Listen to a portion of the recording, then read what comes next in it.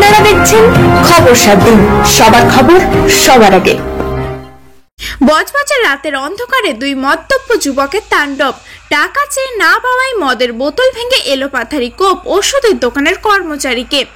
সোমবার আনুমানিক রাত 11:30 নাগাদ 61 বছর বয়সী সুজিত কুমার দাস নামে এক ব্যক্তি প্রতিদিনের মতন গতকালও সাইকেল চালিয়ে বাড়ি ফিরছিলেন। সুজিতবাবু স্টেশন সংলগ্ন বজবজ পৌরসভার 16 নম্বর ওয়ার্ডের বালুরঘাটের বাসিন্দা। উনি ওষুধের দোকানের কর্মচারী। দীর্ঘ বহু বছর সেই ওষুধের দোকানেই তিনি কাজ করতেন। অভিযোগ, দোকানের বেশ কিছুটা দূরে বজবজ ফায়ার ব্রিগেড অফিসের সামনে হঠাৎই দুই মদ্যপ যুবক তার পথ আটকে দাঁড়ায় এবং টাকা পয়সার দাবি করে। কিন্তু সুজিতবাবু তাদেরকে টাকা না দিলে হাতে থাকা মদের বোতল রাস্তায় ভেঙে এলোপাথারি তার গলায় কোপ মারতে শুরু করে ওই দুই যুবকের একজন। চিৎকার চেঁচামেচিতে ফায়ার ব্রিগেডের কর্মীরাই প্রথম বেরিয়ে ঘটনাটি দেখতে পেয়ে ওই যুবকদের তাড়া করলে যুবকেরা পালিয়ে যায়। পাশাপাশি ফায়ার ব্রিগেডের কর্মীরাই সুজিতবাবুকে উদ্ধার করে প্রথমে বজবজ পৌর হাসপাতাল এবং পরে বজবজ চৌরাস্তার বেসরকারি নার্সিংহোমে নিয়ে গেলে সেখানেই তার গলায় অস্ত্রোপচার হয়। তার গলায় 22টা সেলাই করতে হয়। ব্যাংক অফ বরোদার অপোজিটে পাকিজা মেডিসিনের দোকান আছে, ওই দোকানের স্টাফ সুজিত কুমার দাস বহুদিনের স্টাফ আর কি। তো 11:10 নাগাদ ওনার ছুটি হয়। তো ছুটি হতে সাইকেল নিয়ে যাতায়াত করেন উনি, সুজিত কুমার দাস।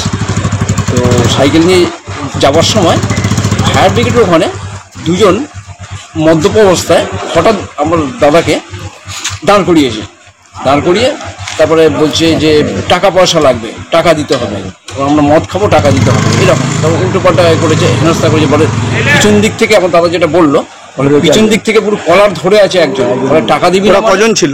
দুজন ছিল।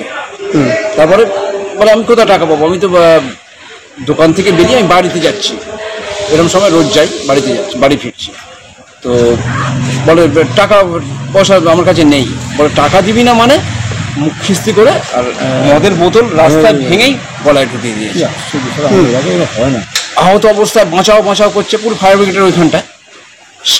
ফায়ার ব্রিগেডের স্টাফরা ওনারা সব বেরিয়ে এসে প্রাথমিকভাবে সঙ্গে সঙ্গে ওনারাই আর কি উদ্ধার করে বজবজ হসপিটালে নিয়ে আসেন ফার্স্ট এড করার জন্য। আর কয়েকজন আর কি ওদের পিছু ধাওয়া করে রেলগেট পর্যন্ত ওনারা গিয়েছিলেন ধরার জন্য। তো এখন কি অবস্থা? এখন তো সিরিয়াস কন্ডিশন, 22টা স্টিচ হয়েছে। আপনার যে মানে ভর্তি হয়েছেন তার নাম? সুজিত কুমার দাস। আপনার নাম? আমার নাম সুবীর কুমার দাস। আমি ওনার সেজো ভাই হই। বাড়ি 41/1 বিসি প্রামাণিক রোড, বালুঘাট, 16 নম্বর ওয়ার্ড। রাতেই ঘটনাস্থলে বজবজ ফাঁড়ির পুলিশের পেট্রোল ভ্যান পৌঁছালেও ওই দুই যুবককে পাওয়া যায়নি। রাস্তায় থাকা সিসিটিভির ফুটেজ থেকে তাদের সন্ধানে ইতিমধ্যেই তল্লাশি শুরু করেছে পুলিশ। কিন্তু প্রশ্ন উঠেছে, জনবহুল বজবজ স্টেশন রোড, যেখানে ব্যাংক, স্কুল, ফায়ার ব্রিগেডের মতন অফিস রয়েছে, সেখানে এই ধরনের ঘটনা কিভাবে ঘটে? স্বাভাবিকভাবেই এলাকার নিরাপত্তা নিয়ে কিন্তু উঠতে শুরু করেছে প্রশ্ন। বজবজ থেকে টিনা রায়ের রিপোর্ট, খবর 7 দিন।